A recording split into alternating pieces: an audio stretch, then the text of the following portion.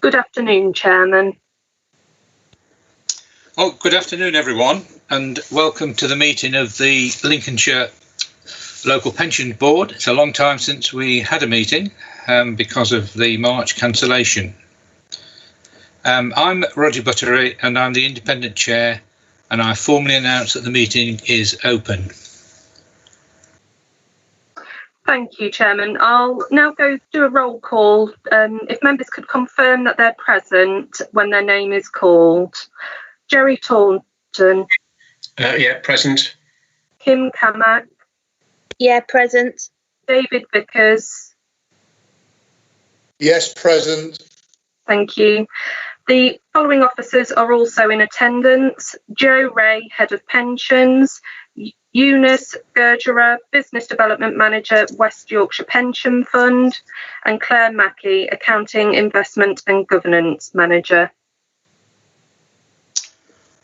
Right, thank you, Cheryl. Shall we go on to item 1, apologies for absence, please? Yes, thank you, Chairman. We've received apologies for absence from Councillor Whittington. Right, thank you. And then item 2, any declarations of members' interest, please? Yes, just to repeat as normal, that my wife is a deferred member of the pension scheme. Thank you, Jerry. Shall we move on to item 3 then? Minutes of the meeting held on the 9th of January. It's a long time ago, so can I request that the board confirm that the minutes of the meeting held on the 9th of January 2020 are a correct record? There are 2 items for matters arising which we may just touch upon once we've agreed the accuracy of the minutes. The minutes can be found on pages 5 to 13. I don't propose to go through them page by page because I'm working on the basis that the papers have been read. So can I move that the minutes as a correct record, please? I think I need to second that, Roger. So I second that the minutes are a correct record. Thank you, Jerry.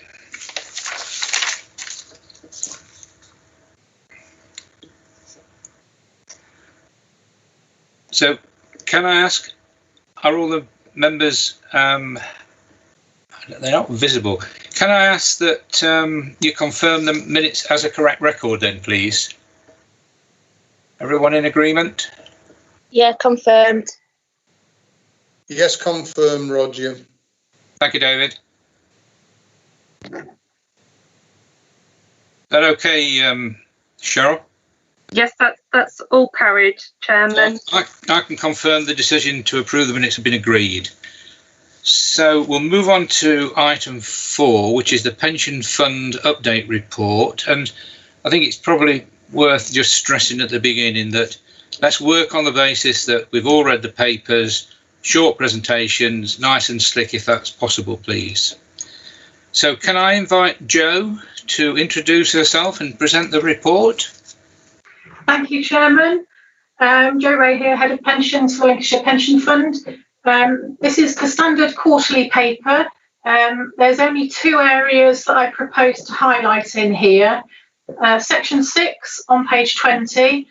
This requests an extension to the investment consultancy contract for 1 year to the 31st of December 2021. This was passed at committee this morning.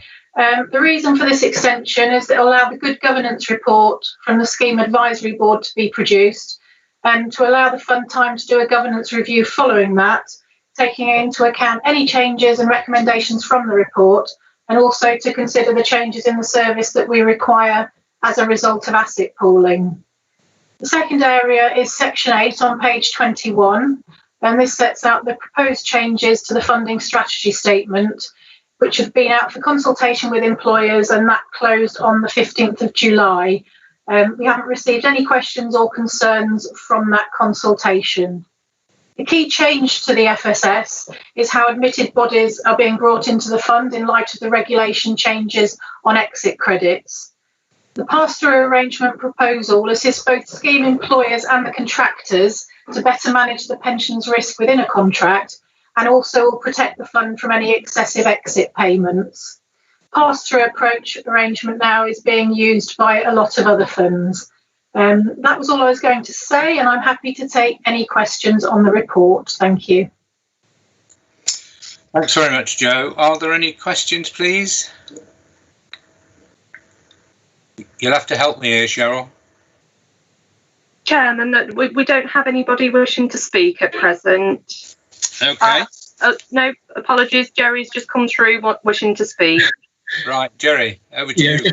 It was just a question that I put on the email, Joe, about the concern relating to currency hedging on the asset pooling update, the sub-funds. Just a bit of clarity on that, what that related to.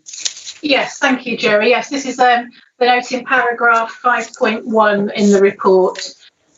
What happened was BlackRock, as the transition manager, were late in putting on the currency hedging. So it was actually an error on their part.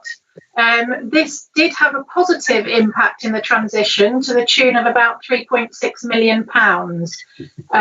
So it was positive, but obviously that was more luck than judgment. So it could have gone the other way. So that was kind of the key issue that was raised by Border to Coast and Analytics and BlackRock in the review that was held. So there have been lessons learned from that. Okay, thanks, Joe. Thank you. Are there any other questions? Nobody's wishing to speak, Chairman. Okay, so can I ask that the board is content to note the report, in which case I'll propose that the report be noted and we move on to the next item of business.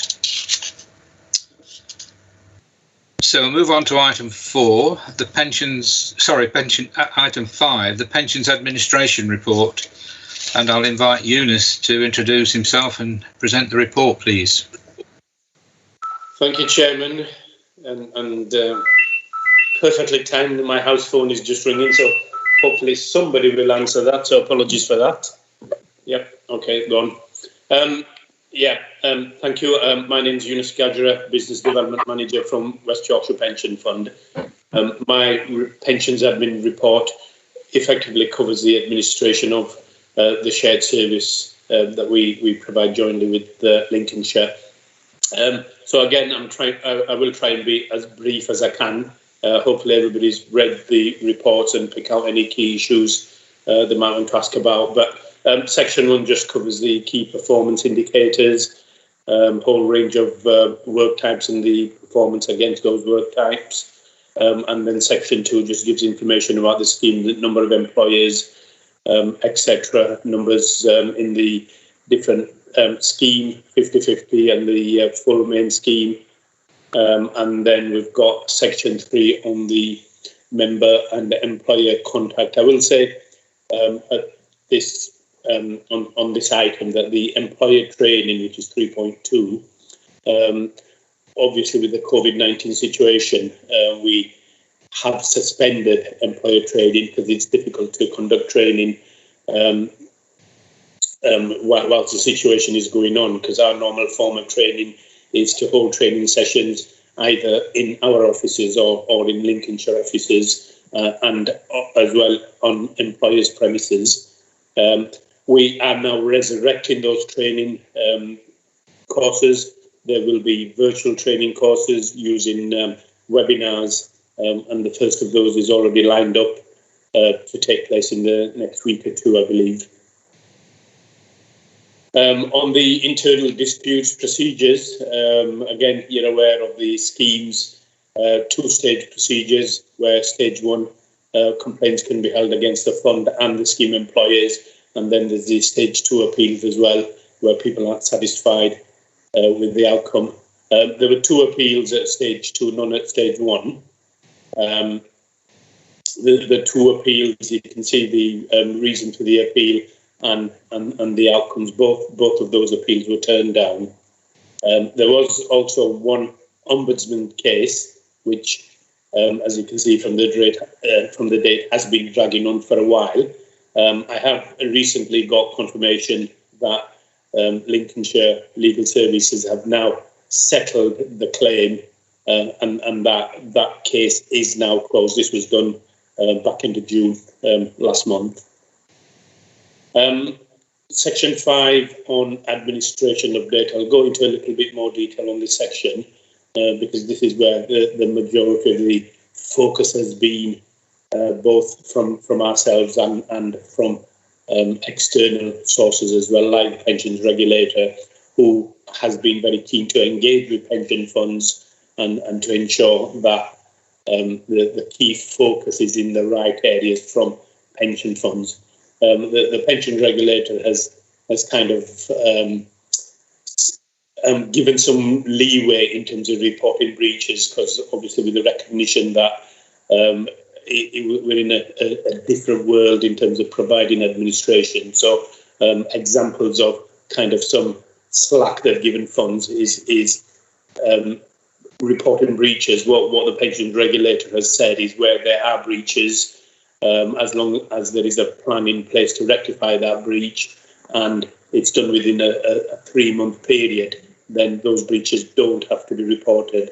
And an example of that is issuing of annual benefit statements. So we've got a little bit longer to issue those. Not that we are requiring that time. We are still aiming to complete by the 31st of August statutory deadline that stands each year. So in terms of our administration update, the pensions regulator has said that the key focus for administrators should be on the payment of benefits, on getting employer contributions, minimising risk of scams, and then supporting good decision making for members. So as a result of that, obviously, we're quite keen that payment of pensions is obviously the number one priority. During the early stages of COVID, we tested our payrolls to make sure that we could run those remotely if our office had to shut down. In a way, I guess I'm pleased to say really that our offices are still open and have always been open, albeit on very reduced capacity, because most of our staff do currently work from home. But if staff do need to come into the office for various reasons, then that facility is available.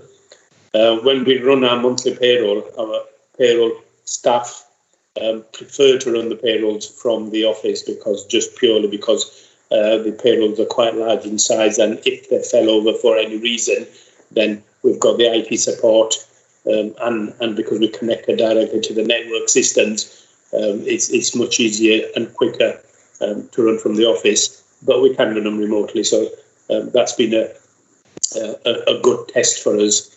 We've also changed our daily payroll that we pay lump sums and other one-off payments to a weekly payroll. We've not noticed any kind of detriment to the service on that aspect. Transfers is another key area where the pensions regulator is quite keen to ensure that funds engage with members before any transfers are actually paid out. Because as you may well imagine, during the current climate, pension scams has increased, or the potential for pension scams has increased, and there are a lot of unscrupulous companies out there that are enticing people and hoping that the same checks and balances aren't in place to ensure that transfers are only paid out to genuine companies and in the best interest of the members as well. So we put extra safeguards in place with guidance from the TPR.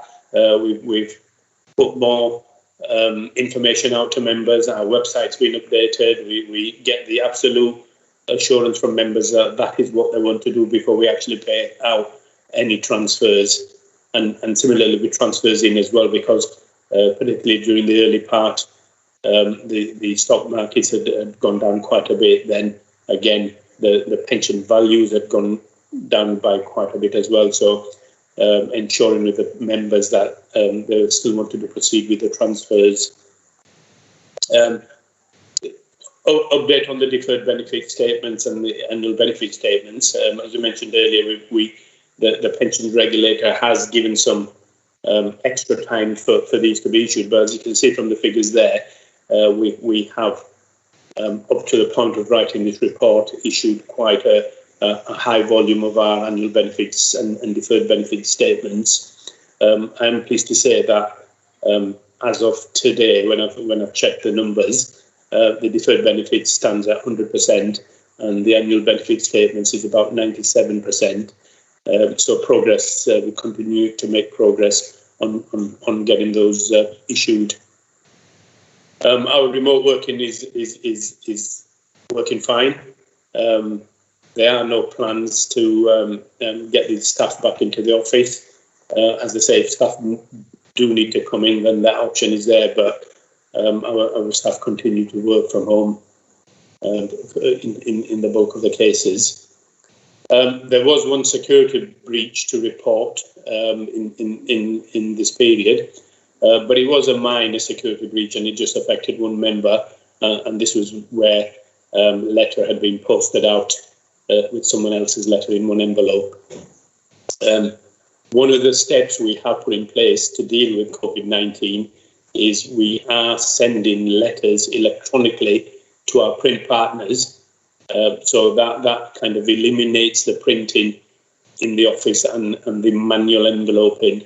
So most of our letters, there are some restrictions in terms of which letters can be done and which can't, but quite a number of our letters now go directly to our print partner via electronic methods. They print and envelope, and they have more electronic kind of checks in place as well. So that certainly would avoid any similar breaches like the one here. Bradford Council internal audits. Our council do undertake regular audits on our systems and procedures. There were two audits that were undertaken. One on what we call our monthly returns, which is the accuracy of contributions recorded on members' records. There were 7 recommendations made by internal audit, and this was an area we actually asked for internal audit to look at, because it's an area that's not been audited before, and we have identified the issues in our working practices. So we thought it would be a good idea for internal audit to have an independent examination of the system, and as a result, we have taken their recommendations on board. Most of those recommendations are really to do with members that have already left the pension scheme. So the active members, when we get the monthly returns, their contributions get posted to their member records, which are fine, but the areas that causes difficulties are where members have already left and their benefits have already been calculated. We are undertaking a phase 3 of our monthly contribution process development, and those recommendations will form part of that phase 3 development. So we'll look to address and improve the monthly postings process. And the other audit was the annual benefit statements audit, and we received an excellent rating on that one, with particular reference to the improved ABS that we send out, which highlights a number of different options, different ages, and the value of the benefits for members at those ages. And that certainly achieved our main outcome, which was to reduce the number of requests for estimates from members at different ages, and also the number of calls to our contact centre. We carry out quality audits as well, so that just highlights the different areas where our own staff undertake quality audits on those work areas. Appendix C gives a highlight of the current technical issues that are currently on the horizon. The only one I really cover on that one is maybe the McLeod case. That's certainly kind of coming to fruition now in terms of consultations and potential solutions and the implications on pension funds in terms of the work required. I'm pleased to say really that one of the key areas that's been identified is going back to employers and payroll providers and getting details of members' service history.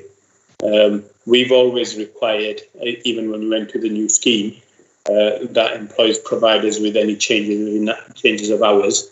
So that's the information that funds will have to go back to employers for if they don't already hold that information, and we do. So hopefully that could have a chunk of work for us.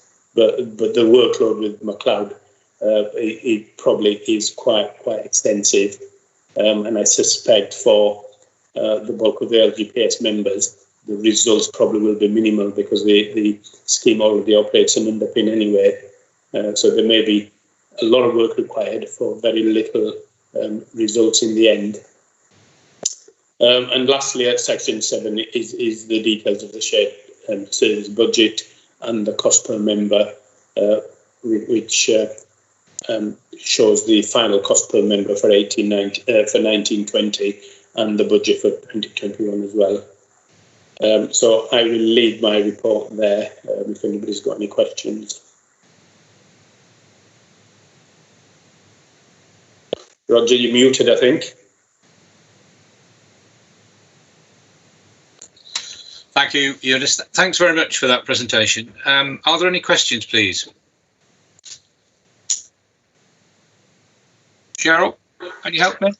There isn't anybody registered at the moment to speak. Eunice, can I just ask you one question, which I sent in to Joe and Claire? Should we be worried about the number of frozen members at 2,500? The simple answer to that, Roger, is no. I did a little bit of fact finding in terms of membership numbers, and I'll give you exact. I mean, the frozen refunds is a normal kind of process, really, in terms of people not immediately claiming their refunds. But in terms of numbers, just to give you an idea, within the West Yorkshire Pension Fund, we've got 11,800. Within the West Midlands Pension Fund, there's 11,700. Greater Manchester have 18,500. East Riding have 3,500. So it's just okay. One of these things, really. I was merely asking because I didn't want a repeat of something we had a couple of years ago. That was all. Yeah. Okay. Right. Are there any other questions, please? If not, can I ask if the board is content to note the report? And I assume the answer is yes, in which case I propose that the report be noted and we move on to the next item of business. Can I say in closing that one, Eunice, I do think we should pass on our congratulations to your team because, you know, in very difficult conditions, you know, to keep those performance levels up, all the deferred benefit statements have gone out, annual benefit statements almost there. I think it's excellent news that. So thanks very much. Perhaps you'll pass that on. Thank you, Chairman, and I will definitely pass that on. I'm sure staff will be very pleased to hear some very good positive feedback. Right, so that report is noted. We'll move on to item 6, data scores, and I think that is you, Eunice. It is, yeah. Thank you, Chairman, again. This is the report on the data quality scores and the data improvement plan, which we measure the quality of our data every 3 months. The requirement is, again, from the pensions regulator, is that it's scored on an annual basis. Obviously, we do it more often, but it's not reported to the pensions regulator until we do the returns in November. But it's just to keep on top of the data issues and identify any trends or any particular areas of concern. So the data quality scores, the common is measured in 2 stages. One is the common data and the other is scheme specific. Common data is, as it implies, common data across all schemes, and that will be just things like name, NI number, address, postcode, etc. And as we would expect that score to be quite high. It is currently 95.9%. The scheme-specific score is relevant to each individual scheme and measures a whole range of different items. And the scheme-specific score for Lincolnshire is 76.76%, which is an improvement in the scores when we last measured in March. And I'll go through some of the issues that have been identified in the data improvement plan. Missing addresses is one of the data issues. We have nearly 3,000 addresses missing. Most of these, as you would imagine, for deferred members and not for active members. The deferred members will be an ongoing cycle where, as much as we try and get out to members that they should let us know if they move addresses, the only time we find out in quite a few cases is when we get the deferred benefits returned with marked not at this address. So we do have a programme of tracing lost contact members. It's a 12-month rolling programme where we send details to a tracing bureau and then try and locate these members. But no sooner do we locate some, and then we'll lose track with some others. So it's just a vicious circle, unfortunately. We've got 791 records with missing earnings. This is a reduction of 343 from the last one. And we'll get these because we've got members that we've put to leave a status, but because we've not calculated their benefits yet, then those get flagged up.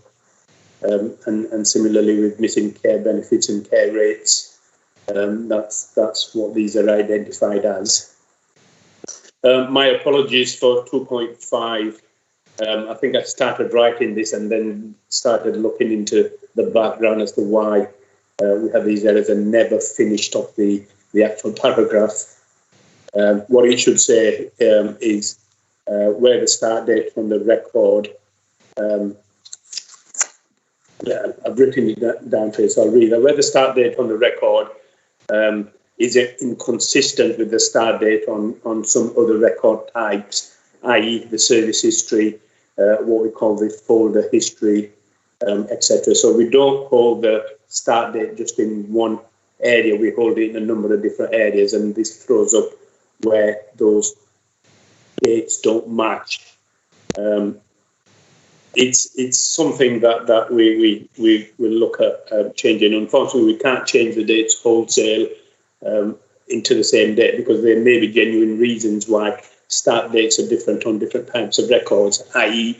where they've got qualifying service, where they've joined an employer but not joined the pension scheme. So these are the reasons why their start date could be different to what we hold on the service history. So they're about 5,000 of those. We've got quite a few areas where we've got no national insurance contribution history or GMP on the record. This is an area, and you can see from the numbers there, that's quite high volume, 12,800 there, which is a massive volume. But again, this is not a genuine error. It's one where the GMP is on the record, but because on the pension system we use UPM, it can be stored in different areas. The report needs a bit more sophistication in there to pick up the GMP from different areas. I think the way the report is written, it's just looking in one particular area for the GMP. It's not there and it's flagging up the error. But the records I've looked at personally all have the GMP on their records, albeit in a different place. So I think there's more work needed in terms of programming our report to make it a bit more sophisticated.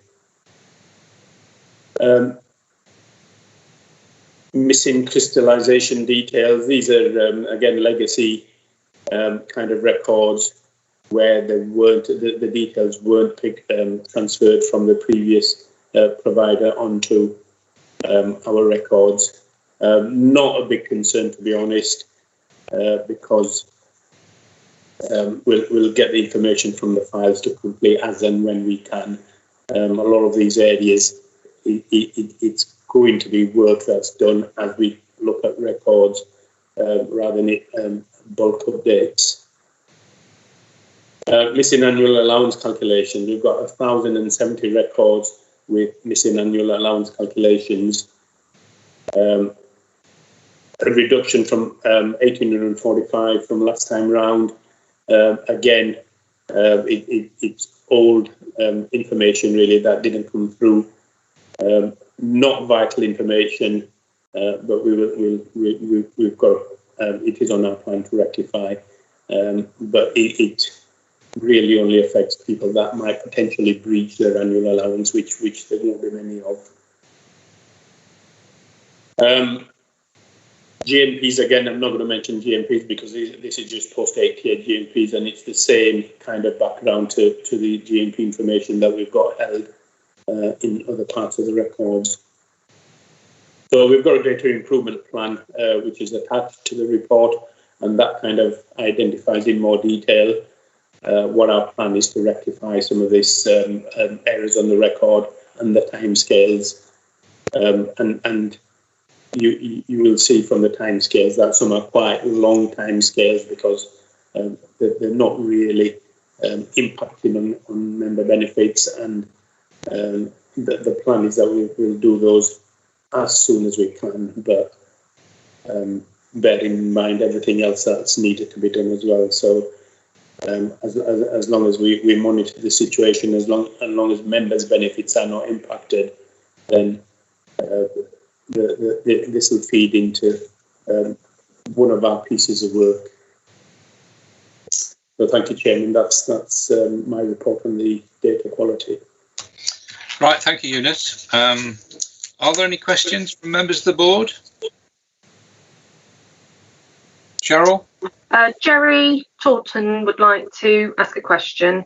Okay, Jerry, over to you. Yeah, Eunice, just a quick question. It was on the last minute actually about a definition of missing earnings. What is actually missing earnings? What does that actually mean? Is that to do with active members' earnings or deferred members? Yeah, what it is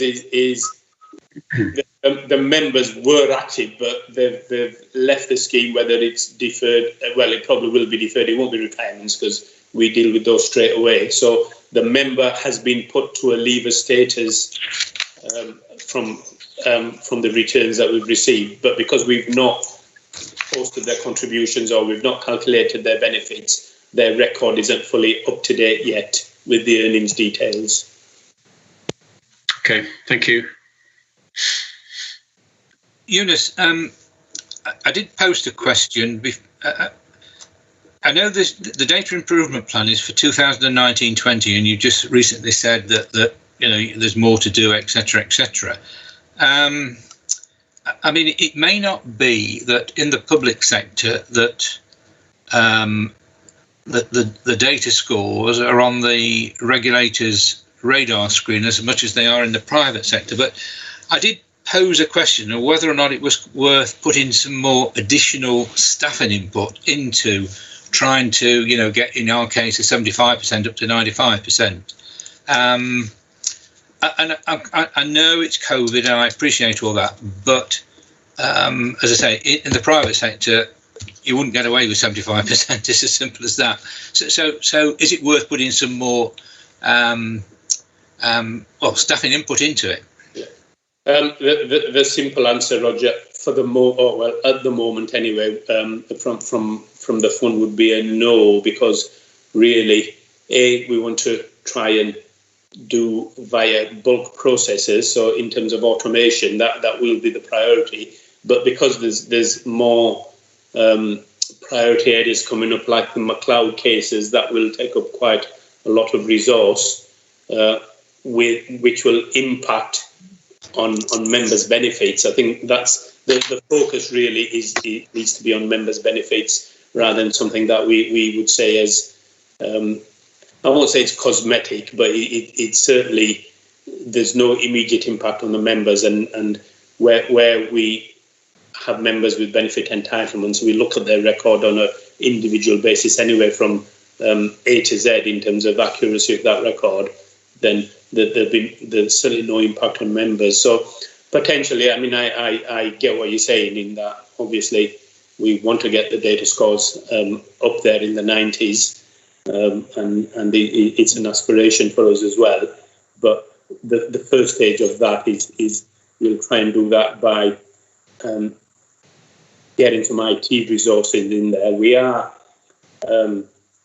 in the middle of a restructure at the moment as well, and potentially there is a a post in our IT team that will become available soon. And if we can fill that post, then that strengthens that team where we can start focusing in on more on work like this that will have immediate benefit in terms of getting the scores up and getting the data in a better format. Okay, Joe, can I just ask you, as head of pensions, are you happy with that explanation?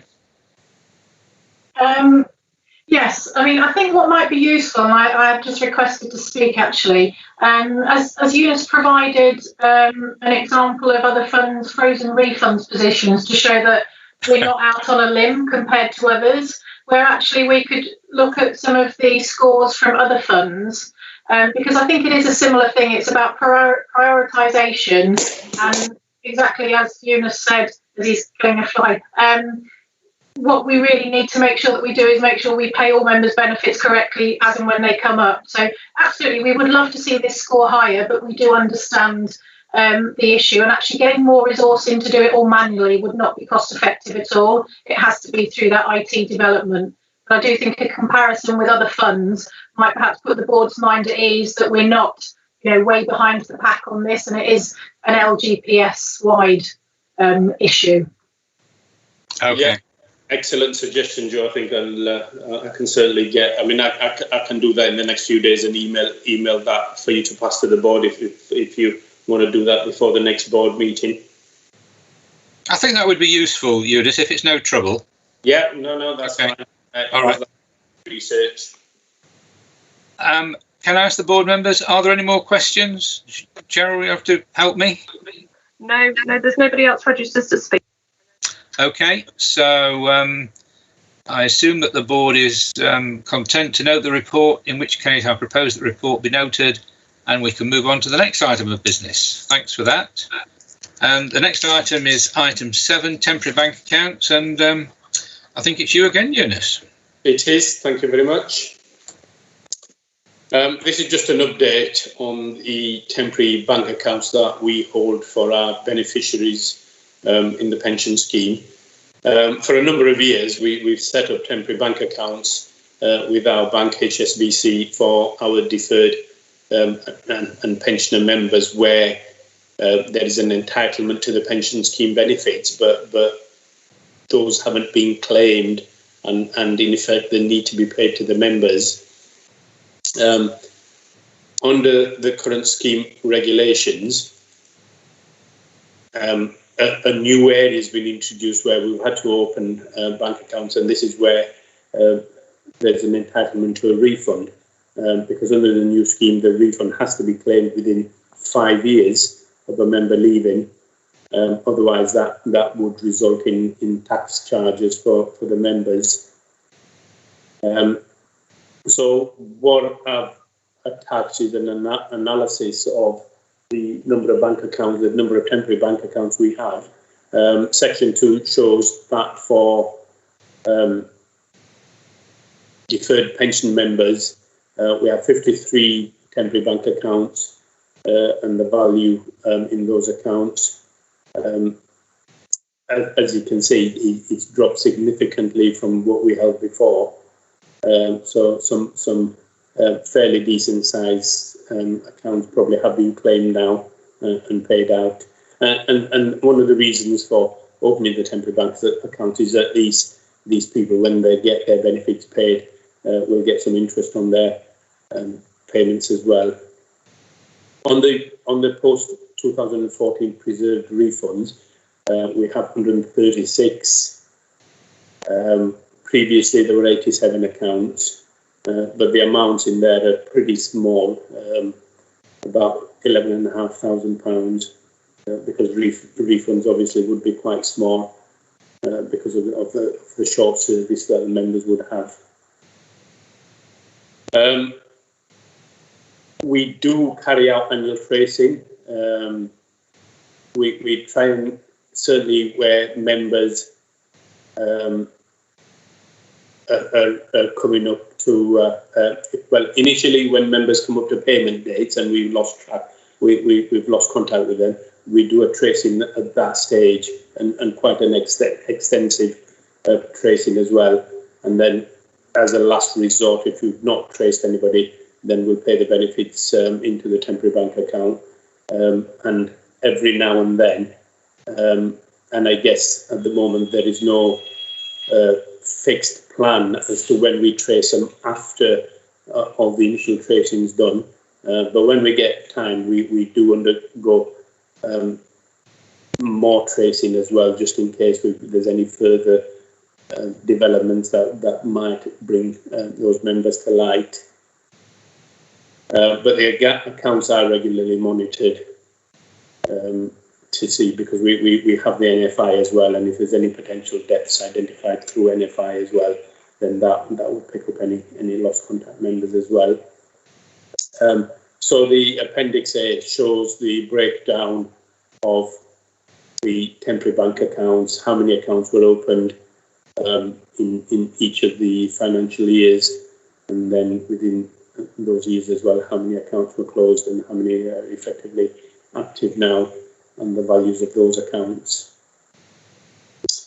So I'm happy to take any questions on those. Thank you, Eunice. I did pose one question, but before we get on to that, are there any other questions from board members, please? Yes, Chairman. David Vickers would like to speak. Right. David, over to you. Yes, thank you, Roger, thank you.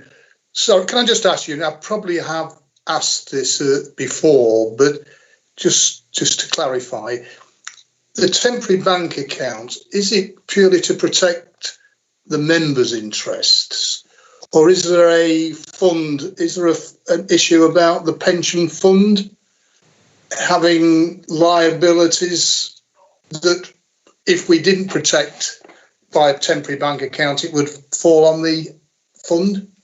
Yeah, absolutely. You've got that spot on, Dave. It is both, actually. Potentially, we would have them as liabilities that we have to show in our accounts, but ultimately it's protecting the members as well, because we pay the benefits without any impact really for the member. Well, it's a positive impact because they'll get interest on those payments, but then they're not subject to any tax charges, any unauthorised tax charges when they ultimately claim those benefits. Dave, are you happy with that? Yes, that's fine. Thanks, Roger. Yes, thank you. Thank you, Eunice. Any other questions, Sharon? I've got one. No, Chairman. No. Eunice, it's probably me who's a bit thick, but I could reconcile the currently open, the refund ones. But what I was trying to do was to work out, of the 53 that are still currently open, what years they related to. And I mean, maybe it was me, but so I kind of thought this was my logic. So if you look at 2021, there's 7 open, closed 2. So I assume we've still got 5 open. But then look at 2019-20, and it says 26 minus 39, and that don't work.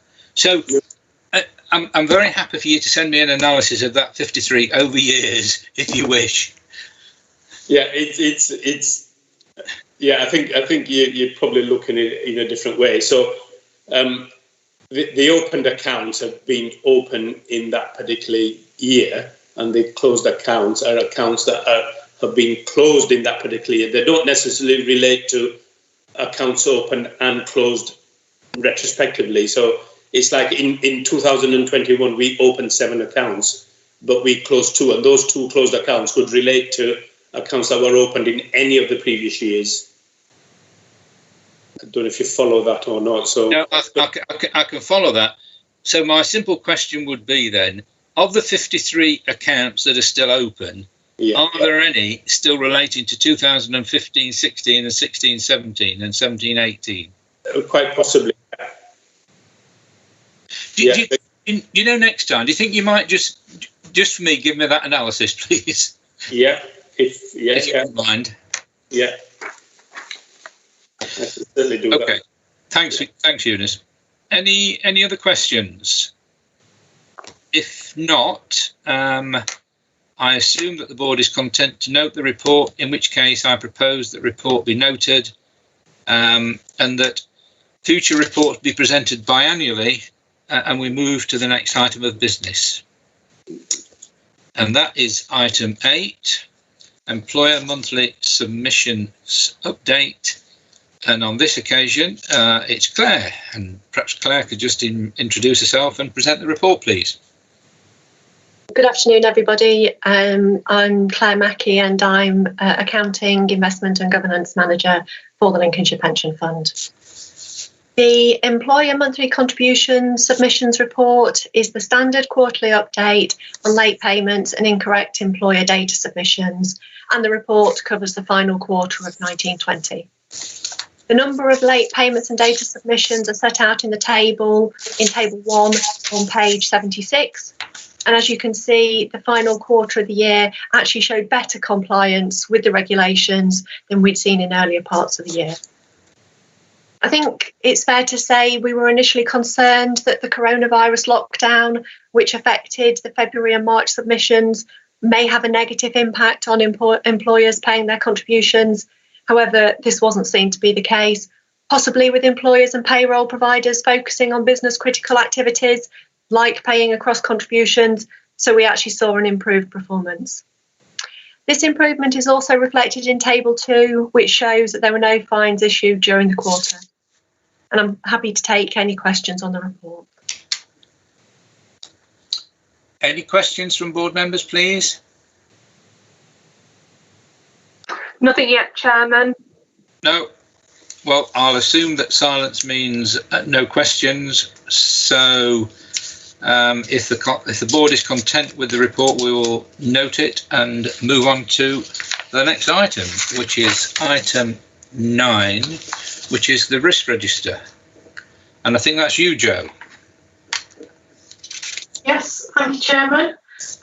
This is the annual review of the risk register. There haven't been any changes to the risk policy, which is attached to Appendix A since last year, and no changes to the risk register, which is attached to Appendix B since March 2020. The additional risk register that I've attached to Appendix C was created in the wake of the coronavirus pandemic to look at specific areas where the risk might have increased or we might require additional controls. And board members will have been sent updates on this on a regular basis. I'll be happy to ask any questions. I don't know if you'd like me to cover those areas that were emailed to me or if you'd like to re-ask them. No, I'm more than happy for you to cover them, Joe, because everyone had a copy of the email, please. So there were 3 areas that you asked if we could consider as to whether or not they should be included within the risk register. The first one under investments and funding, an extension to I7 or possibly having it as an additional risk, looking at the failure of Border to Coast Pensions Partnership. I think now that we do have money in there and that amount it will be increasing, I think that's something that may be useful, so I'll propose that to the Pensions Committee in October as a new addition to the risk register. The second one was under operational. Should there be a separate item for scheme-specific data, the risk of the score on that? I think actually we should perhaps add something wider than that. We have things in there about requirements from certain regulators such as the FCA, etc. But it might be helpful to have a specific risk about compliance with the pension regulators' requirements. And then that would cover wider than just looking specifically at just one area of that. So if you're happy with that, I can propose that again in the October paper to the committee. And then the third one there, again under operational, was should there be an item for GMP equalisation? We do have GMP reconciliation mentioned at 03. For the equalisation side, my understanding is that for the public sector schemes, such as LGPS, NHS teachers, they're not directly impacted by the judgment about GMP equalisation. And there have already been steps put in place to actually sort out the problem of equalising GMPs in public sector schemes. looking at that with a combination of some other issues. So I don't know if Eunice would like to expand on that, but that's my understanding from what I have read and seen at conferences. So if you'd like to step in there, Eunice. Yeah, no, Joe, I just muted myself again. No, I agree. I think there's going to be very little impact for public sector schemes.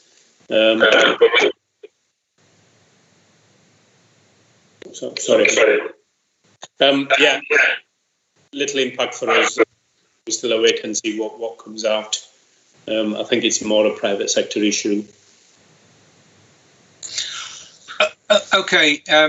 I mean, thanks for that, Eunice and Joe. On the third one, I thought it was that, but it was. I should have asked George Graham some further questions when he raised it. We were talking in Edinburgh at the PLSA conference. But in respect to the other two, yeah, I'm delighted to that. Assuming the board are pleased with those or prepared to agree to those additions. Any questions, comments from the board members, please? No, Chairman. Well, help me with the recommendation then, Cheryl. I mean, how do we just note that there'll be two amendments, or can we? I mean, the recommendation to the board is we review the risk management policy, we review the risk register, and we review the coronavirus risk register. I would recommend, Chairman, that the board's comments on the risk management policy, the risk register and the coronavirus risk register, be taken into consideration, and Joe has committed to doing this. Okay. Everyone happy with that? I assume silence means yes. Okay, so let's move to the next item of business, which is 10, the Pension Fund Draft Annual Report and Accounts. And that's you, Claire. It is, yes. Thank you very much, Chairman. The Pension Fund Annual Report and Accounts have been prepared and are attached at Appendix A to the committee, to the board report. There have been no changes to the guidance for either the accounts or the annual report for 1920. However, the accounts have been affected by the coronavirus pandemic. Details of the impact are set out in the report at paragraph 3, and they include a change to the statutory deadlines for reporting for 1920 and some details on how the pandemic has affected and may affect the valuation of illiquid assets such as property, private equity and infrastructure valuations. And details of this are set out in the report. The pension fund accounts, along with the County Council's statements, were scrutinised by the Audit Committee earlier this week and have been published in draft. But from a pension fund perspective, these accounts will be subject to change once we have received those illiquid updated valuations for the 31st of March from fund managers. These valuations are currently being received, and we anticipate that we'll be able to update that valuation information by the end of August, which will be in time for the statutory deadline for completion of accounts. The accounts audit is underway with all of the non-asset elements having been reviewed, and the asset elements of the work are due to be completed in early September once we've updated those illiquid valuations, and their review of the annual report will follow on from the work on the accounts.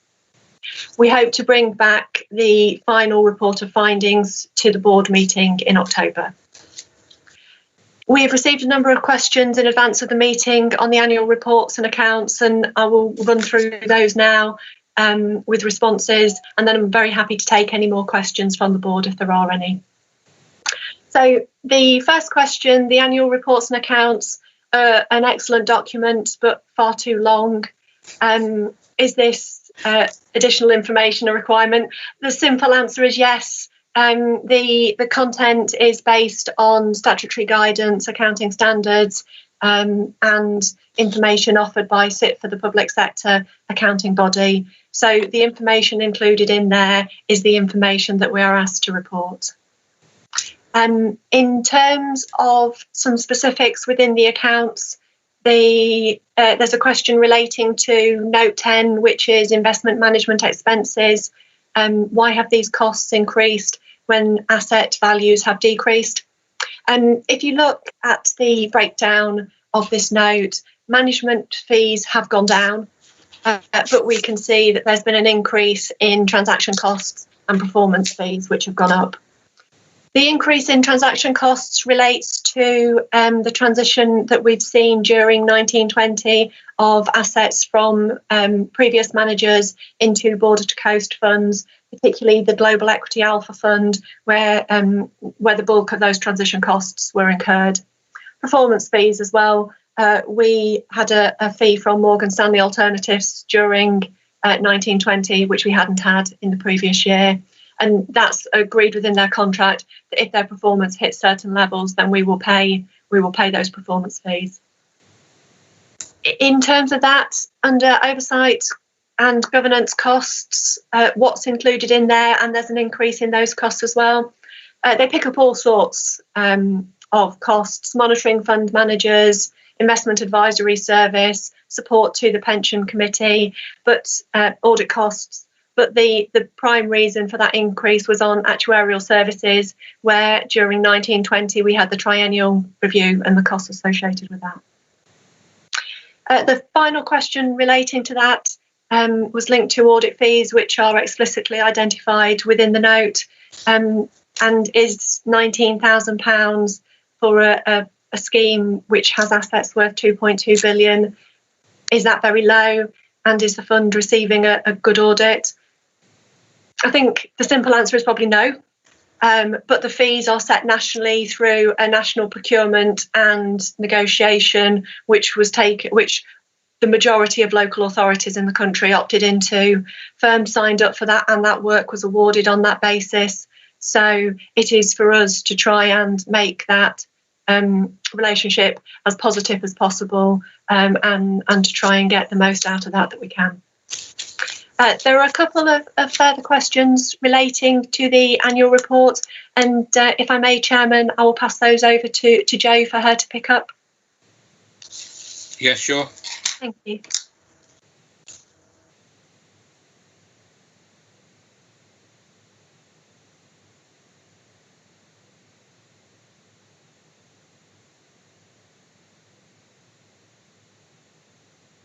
Jo?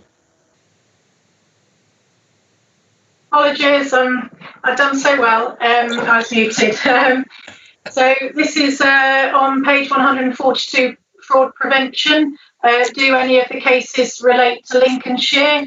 Well, the information that we received from West Yorkshire was for all the services together that fed into the National Fraud Initiative.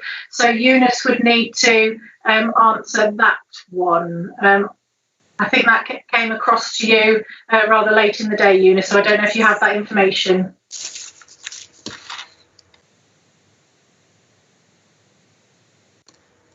Sorry, let me unmute myself. Yeah, there's no Lincolnshire cases. One was a Hounslow case and one was a West Yorkshire case. Thank you. Delighted to hear that. I'm just trying to... Claire, sorry, is that all the questions that I was to answer? I think... are there any of Jerry's that remain unanswered?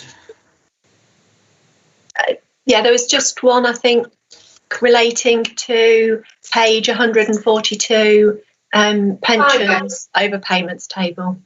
Yes, sorry, thank you, Claire. I've got emails and all sorts of things open, so it's just trying to find the right piece of paper. Yes, this was a question from Jerry on page 142, the pensions overpayments table. The table there, I'm not sure if it's been interpreted correctly, because the two tables are different things. One is showing numbers and the other one is showing values. And the tables shown are as per the SIPFA recommendation for administration information that we should be including in the annual report. So they shouldn't be balancing because they're showing two different things. I hope that answers your question. Jerry, are you happy with that? No, not totally. No, I understand one is values and one is numbers, but to me, it's got like if you look at the numbers, cases overpaid 43, and I presume then the cases written off and cases recovered are an analysis to some extent of that, which is 8 and 33, which gets to 41. So it's just, to me, the table should balance to 43, and the same with the values, which is 48,000, I think, overpayments value, and the total adds up to 42,000. Unless I'm reading, I appreciate one is values and one is numbers, but to me, the tables don't balance to the cases overpaid and the overpayments value, and to me, it makes sense if they did. There's something missed off, unless again I'm reading it completely wrong again. I would have to go back to West Yorkshire for that, because that's information that they provide to me, because I obviously don't have the underlying data for that. So perhaps you could take that away, Eunice? Yeah, happy to take that away. That's, again, I don't have any part of those figures. It comes from our financial systems and from our financial controller. But yeah, happy to take that away and come back to you. I would imagine that it's just that there are some that are actually still in progress. Yeah, I'm sure the figures are right. Perhaps what's just needed is that additional line in there. As I say, however, this is the information layout that's been suggested by SIPFA, so apologies if it's not as helpful as it can be, but we can look and see whether we can make that better for next year. Okay, it's just I mean, I presume there must be outstanding cases left. That's the balancing figures. It's just whether that's needed to be shown, I don't know. But somebody reading the accounts may wonder what the difference is. But I would have thought. Could I just have one more question while I'm on? Claire, I think, am I right in saying that Mazars is the first year they've done the audit? No, this is the second year. The first year audit with them was 18-19. Okay, I was just going to ask. Yeah, okay. If it was their first year, I was wondering how they performed on their first year. But are you happy with their performance, or I got the impression from your answer earlier that you're not particularly happy, or not totally happy anyway? I think the fee has continued to come down over a number of years, possibly from a position which was too high, maybe 7 or 8 years ago. However, we had one initial round of fee negotiations after the disbandment of the Audit Commission, where KPMG were appointed. We received a reasonable service from them during that period. The retender, which the first year of that was last year, Mazars, the price came down even further. And although some of the audit team are the same, there are some changes, and it feels quite difficult to engage with them, and it feels quite difficult to have that kind of professional conversation with them, not in terms of asking for advice, because that would be inappropriate, but in terms of gauging what they're going to find acceptable at an early enough time for us to build that sensibly into our work. Yeah, it's just a slight concern, I suppose. While the fees have come down, I mean, obviously we want to get the costs reduced as much as possible. You just wonder whether there's been a compromise on the quality of the audit because of that. I suppose that's just a question, really, isn't it? Yeah. And I think there probably is, but I think there's an acknowledgement nationally that the fees have probably gone too low, and whether PSAA or MHCLG through government will look to address that, absolutely, for the next round of contract renegotiation, but possibly in advance of that. Jerry, I'm pleased that Claire said that, because I just honestly believe that 19k is just too low for 2.3, 2.4 billion. I mean, if it helps, Joe, if you want me to have a word with Andrew Crookham as the Section 151 officer for him to feed into the SCT, I'm more than happy to. Or you can pass the board's comments on, because I'm sure Jerry and I believe that it's probably too low. I think Claire does. It just didn't feel right to me. So I don't know how you want to play that one, Joe. Do you want to talk to Andrew, or? I think it would be very useful if you could put your concerns in an email. Right. All the concerns off the board in an email that we could then share with Andrew, because we have been stressing our concerns and some of the relationship concerns. So kind of anything that can, if you're feeling that there's a concern there, that would be really helpful for us to be able to share. Presumably the board's happy for me to do that. What I propose to do is a draft and then circulate it to board members before it goes to Andrew. Is that okay? Yeah, one thing I would add, Roger, as well as the scale of the value of the fund, is the complexity of the issues as well around funding and valuations and everything else. I mean, it's not a straightforward set of accounts anyway. So 19,000 does seem extremely low to me. Yeah, agreed. Yeah, no, I agree, Jerry, about the complexity. And I guess my worry is that in 3 or 4 years' time there'll be a massive fraud somewhere, and they'll come back and blame the administration again, and the fees have been forced down, and no, it didn't seem right. But I'll draft something if that's okay. Right, are there any more questions, please? Have we dealt with all those, Claire? I believe I've dealt with all the questions which were raised in advance, but I'm very happy to take anything further. And I think Dave would like to come in. Right, thank you. Comment or a question. Dave. Yeah, sorry, it's not. Thanks, Claire. Sorry, Roger. Just for my background on this, your concern, both yours and Jerry's, is that the low level of fee is what you're saying. It 19,000. It's become too cheap a charge. Is that yes. That what you're saying? Yes.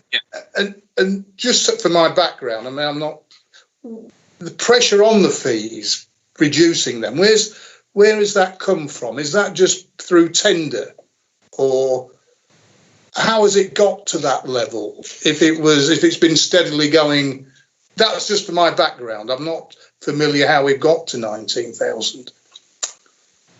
Are you happy for me to take that one, Roger? Yes, please, Claire. I think that the fee scales were addressed by government a number of years ago, with the Minister for Local Government and Housing having some concerns about the monopoly which was held by the Audit Commission and the scale of fees that were being set by them.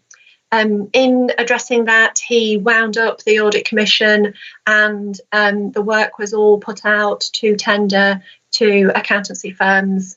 That first round of tenders was, I think it was a 5-year period, which ran us up to 17-18 as the last year of those audits. The fees did come down at that point in time. At the renegotiation for 18-19 onwards, obviously it's at firms' discretion to make the bids which they believe they can deliver the work in, and will also win them the work. Those fees, probably the landscape of accounting and audit around the public sector has got more complicated with the move over to international accounting standards, and some of those are rightly to address some concerns, particularly around valuation and particularly around some of the assets which the fund holds. But whether this last round of negotiations has pushed that too far, I guess is already beginning to be seen, and hopefully will start to be addressed. Does that answer that? Well, it does, Claire, and that's very helpful. Let me just add a little bit more to, if you like, a couple of questions that Dave posed me. And Jerry mentioned this, the fund complexity, the size of the fund, if you think about the number of employers, £19,000. I mean, I chair a private sector scheme which is a similar value to this, and I mean the audit fee is 3 times what we're paying. Because at the end of the day, you want comfort that everything is okay, and I'm astonished at 19k. But anyway, we've had the debate. I'm more than happy to send an email to Andrew as the Section 151 officer, and I'll share it with the board before it goes. Does that answer the question, Dave? Yes, thank you, Roger. Thank you, Claire. It does. Similarly, you will be aware that, I was a trustee as well in the private sector, and at 19,000, you quite rightly say it is significantly lower than the fees I've been familiar with. So I'm quite happy for you to follow that route. Yes, by all means. Okay. Right. I think all the other questions you've answered. Jerry's questions with an email earlier this afternoon. Are there any more questions on the report and accounts? Cheryl, presumably the answer is no. No, Chairman. I mean, can I, before I kind of close this one, I'd just like to thank Joe and Claire, or Claire and Joe, for the input on these accounts. I mean, it really is an excellent document, and I know we've been a bit picky on one or two areas, but you'd expect us to be, wouldn't you? So well done, and again, to do it in the time scale given COVID, etc., I think every credit to you. So thanks very much. In terms of the resolution or the recommendation, Cheryl, do we have to add anything about me writing to Andrew Crookham, or will you incorporate that in the in the discussion part, or can we just go straight to the recommendation? I'll incorporate it in the discussion part, but it might be worth just having a resolution in addition to noting the report that the chairman be requested to write to Andrew Crookham. So you will need somebody to just second that and a quick vote if possible, Chairman. Can I have a seconder for that? Yeah, I'll second it. I think I'm seconding everything. I don't know if I'm available to second. And I agree with that one particularly anyway, so definitely second that, yeah. Right, thank you, Jerry. Do you want to ask Dave and Kim? Yeah, I mean, I'm fully approved and I'm fully agreeable, Roger, if that adds to our sort of authority. Yeah, likewise, happy for you to do that. All right, thank you. That's unanimous, Chairman. Yeah, unanimous. Okay. So we're noting the report and noting that the book that I was asked to write, etc., So that concludes that item. So shall we move to item 11, which is the Pension Board Effectiveness Review? And Joe, I think this is for you to introduce, and I'd better say a few words after you've spoken, please. Thank you, Chairman. Yes, I don't plan on saying anything other than this paper is solely there to open the discussion for you as the board to review your effectiveness and then to agree any actions for areas that you might wish to improve. So I will hand it back to you now, Chairman, to begin that discussion. Thank you. Right. Thanks, Joe. Jerry, in particular, because I know you're saying that this is, it didn't really say how we measure effectiveness. I just wanted, a few minutes discussion on whether or not we feel that we are an effective board,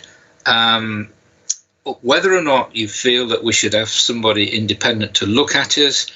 And I put it on because I was rather hoping to get some information on effectiveness of local pension boards at the 2 or 3 seminars, conferences that I've attended, specifically on local pension boards. And I don't know, you come away from those and you think, well, I think we're pretty good actually compared with the others, particularly the London boroughs. But it's whether or not we should bring somebody in independent to look at us.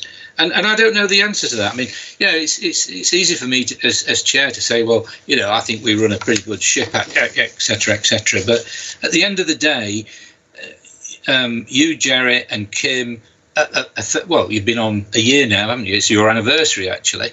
Dave and I have been on for 5 years. I think Dave and I think it's okay, but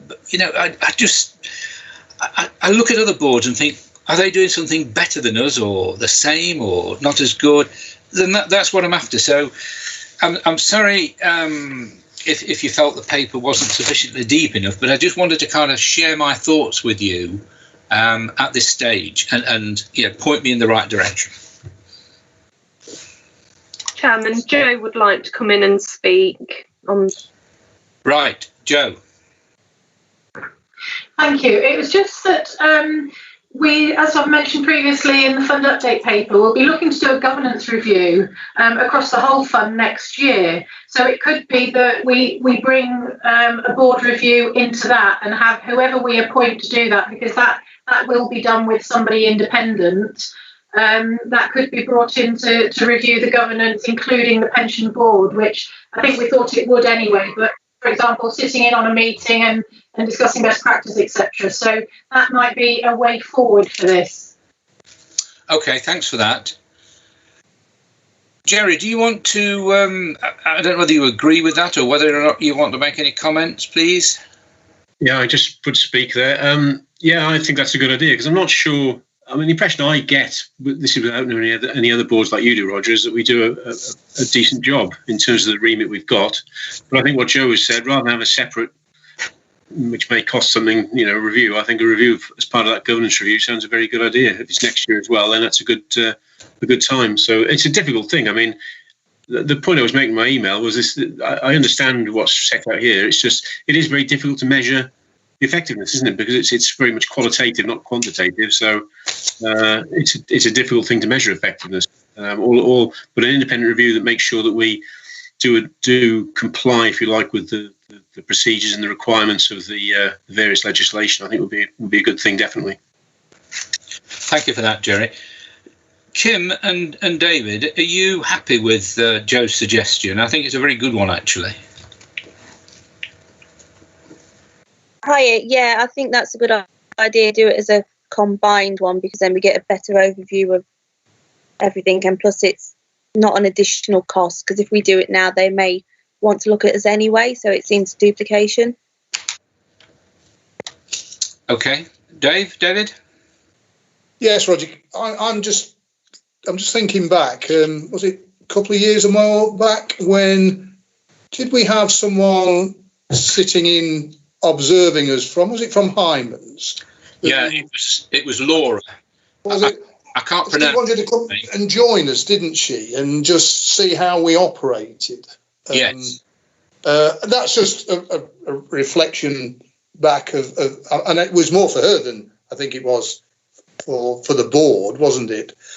At the time, but I don't know where we got feedback from her, but it's someone like that, I think, isn't it?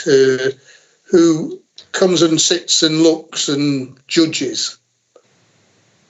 Wouldn't be bad. Dave, sorry to interrupt. Yeah, that was Laura Andripikalatos, something like that. She's married to a Greek. She did feedback, and she said, bearing in mind she's doing an exercise for another local authority, and her feedback was that a pretty good board, well organised, structured work plan, etc., etc. So we got. She didn't do a full appraisal, but she was very happy when she was going to take away some of the practices that we did. Someone like that. I did happen to mention it. I was on one of these webinars recently, and I asked a question, and dare I say, Barnett Waddingham jumped in or sent me an answer saying, we do pension board effectiveness reviews. And I thought, yeah, I guess you do. I waited. It's an open goal, really. But I think Joe's suggestion is a good one. Let's leave it for the full review, if that's okay.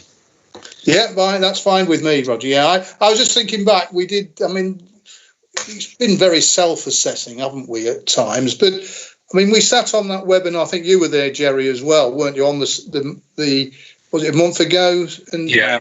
And we were sort of, as I say, in amongst about 60 other board members, weren't we? And it's very mixed, isn't it? Very mixed sort of thoughts on it. Some want to be far more independent, and that. But that would be fine with me. I'm quite happy to move, as Joe suggests. Right. Are there any more questions or comments? If not, no, Chairman. How do you want to minute this one, Cheryl?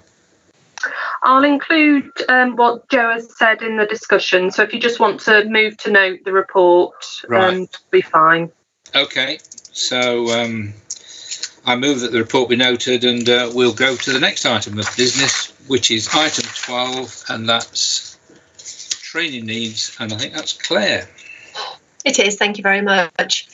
This is the normal item on the board agenda for any members of the board to discuss training needs and to review any training which they've received during the last 12 months. The report also brings back to the board the results of the training needs self-assessment, which was completed earlier in the year, and the results of this are set out at Appendix A. And I'll hand over now to you for your discussion on training and on the results of the self-assessment. Right, thank you. Well, I'll invite any comments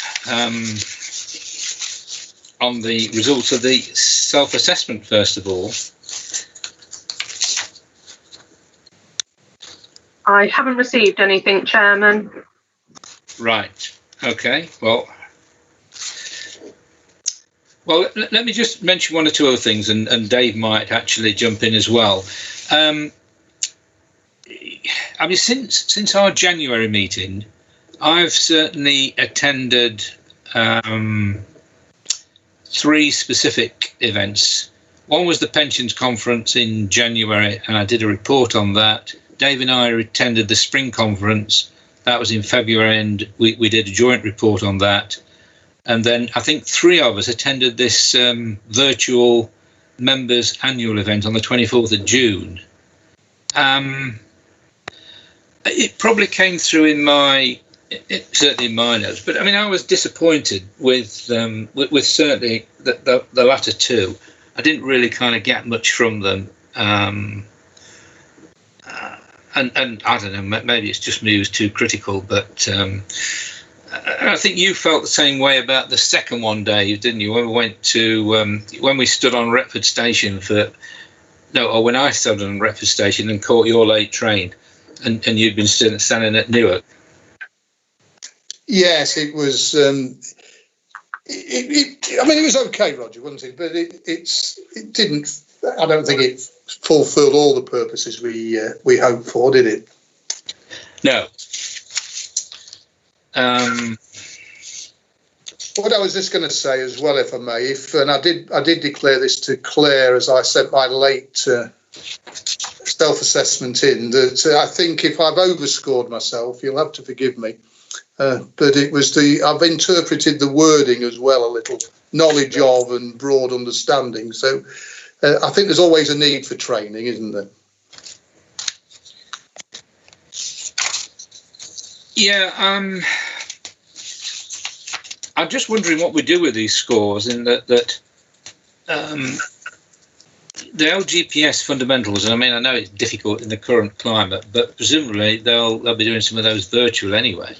I assume they will. But I felt that if you've attended all 3 LGPS fundamentals, then some of the 2s would easily move into 3s and 4s. That's a personal view. And also, everyone's done the toolkit. So I don't know what to say, really. I mean, we've got the internal training. Joe or Claire always send out the the details of any external courses. I think it's just a question of plugging away. I think you mentioned the fundamentals, Roger. LGC, I believe, are looking at, because obviously the fundamentals is for new members, both of boards and committees, but they were having a look probably 9 months ago at whether there was an appropriate sort of annual refresher that they could offer to people who'd been in place a little bit longer and had already attended the fundamentals. I don't know what progress on that is, but I can quite happily follow that up, whether coronavirus has halted some of that progress. But would it be useful for me to go away and see if there's an update on that? Because I mean, I've attended the fundamentals as well, and I thought they really were an excellent introduction. And if actually they're doing an annual refresher which picks up kind of pertinent issues, if it's of the same sort of standard, I think that would be something excellent for giving that broad overall kind of update and information. Okay. May I just say as well, may I just make the comment that the not seminars, are they, but it's like the meetings. There was one at York, and there's like the overnight 2-day sessions as well that haven't happened this year, have they? Which are often deemed quite informative. So it's those sort of things I would suggest that are helpful, aren't they? Yeah, the Gloucestershire one didn't. I mean, the first time I've been able to manage to go to that one, of course, it was cancelled. Did you go to the pensions conference, Dave, on the 23rd, 24th of January? I mean, because I went to that. I can't remember now. No, I didn't go to that one, Roger. Right. No. Can I just say something? Jerry, yes, please. Just to say, there's been a bi-weekly Hymans Robertson LGPS update, which I've attended, just a webinar thing for half an hour, which has been, some of them have been quite useful.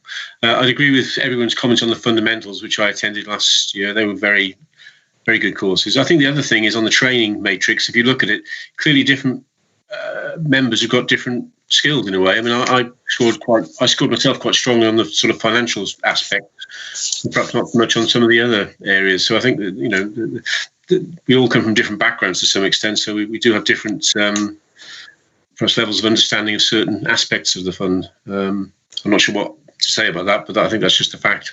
And again, the governance review that we just discussed next year, that would probably highlight any particular issues. But I think, as you said, Roger, there's always a need for training, or Claire said there's always a need to improve the training. But I think what Claire said about a refresher on the fundamentals, that'd be very good, because you wouldn't want to have 3 days on it, but a sort of 1-day refresher on the major changes in legislation or whatever would be very good, I think. Yeah, no, I agree with that. Right, anything else on this item? Joe would like to come in to say something, Chairman. Right, thank you, Cheryl. Joe? Yeah, thank you, Chairman. It was just to say that, there is always the offer there from Claire or myself to do a one-to-one, be it virtually or once we're able to face-to-face, for any areas where people do think they would benefit from additional information, even if it's just pointing in the direction of useful things to read, etc. So perhaps, where there are twos, that might be somewhere that's, if anyone would like to contact us and say, actually, could you either send me some more information on this, could we have a chat about it, or can you point me to some reading documentation? So just to make that offer clear, please. Okay, yeah, thanks for that. Thank you. Right, anything else? Any other comments, please? No, Chairman. No. Okay, so if the board's content to note the report, I will move that the report be noted, and we'll move on to the final item, which is the work programme. So item 13, and I think that is you, Claire. It is. This item is the board's normal opportunity to discuss the future work plan. The current work plan can be found at Appendix A, but before we look at this item this time also includes a number of items from the March agenda from the cancelled board meeting. These are set out at Appendix B to D. Prior to the meeting, I asked if anyone had any questions or wanted to raise any points on those items. I haven't received anything specifically for those, but is there anything that the board would like to raise or would like answered now?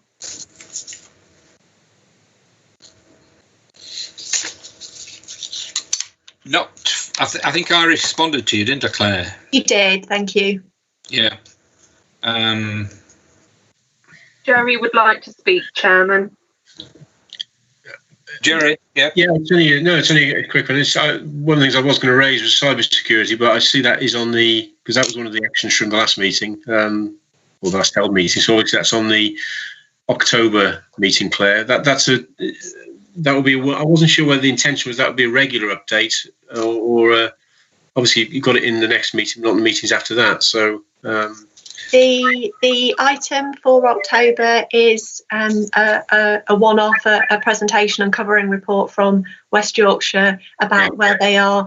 Can I suggest that listening to that item in October, then if you want to consider that and want to have it, it may be an appropriate item either to have as individually on the agenda or rolled into one of the quarterly update papers, probably from West Yorkshire, in as much as they're the ones sort of dealing with the members' records and that side of things for us. Yeah, we can pick up any issues arising from that presentation anyway, can't we? Right. Yeah. Okay. Thank you. That was all. Thanks.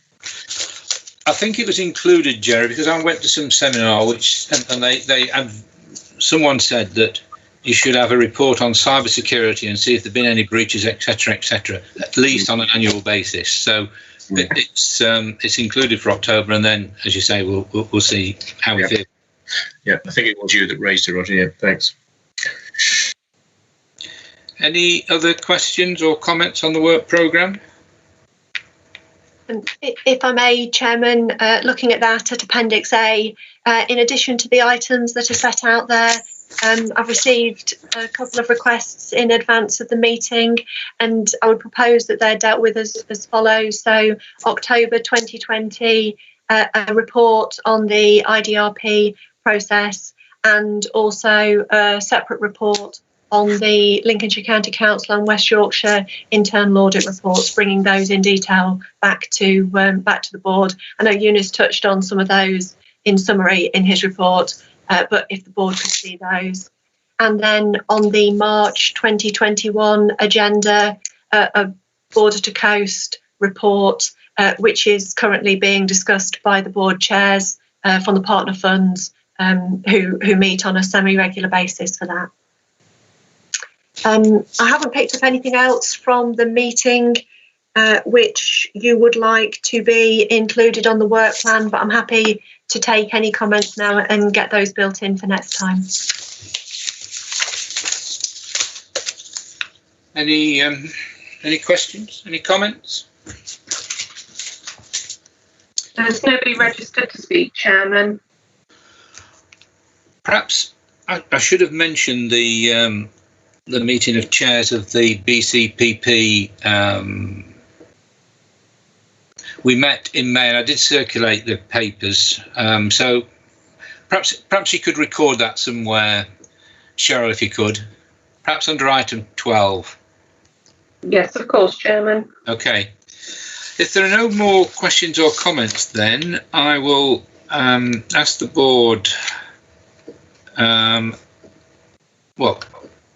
I don't. What do you want the resolution to be? That we note. Just noting is fine, Chairman, or approve the the board's. Yeah. So we've reviewed. The recommendation is to review the board's future work programme, highlighting and we've firmed up on the work programme for the next 3 or 4 meetings. Are we happy to note that? Yep. Yep. Right. Anything else, Cheryl, or can I declare the meeting closed? That's everything, Chairman. Right. Well, thank you to everyone for attending, and we've finished in good time, so that's ahead of time.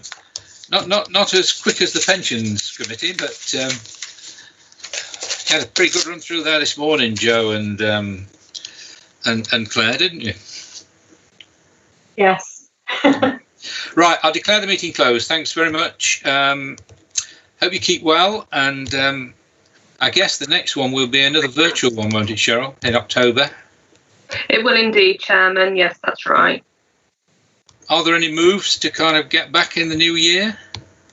We're not 100% sure yet. Legislation allows us to meet virtually until May next year, unless that is firmed up and more permanent. But I think at the moment legislation doesn't allow us to meet in county offices.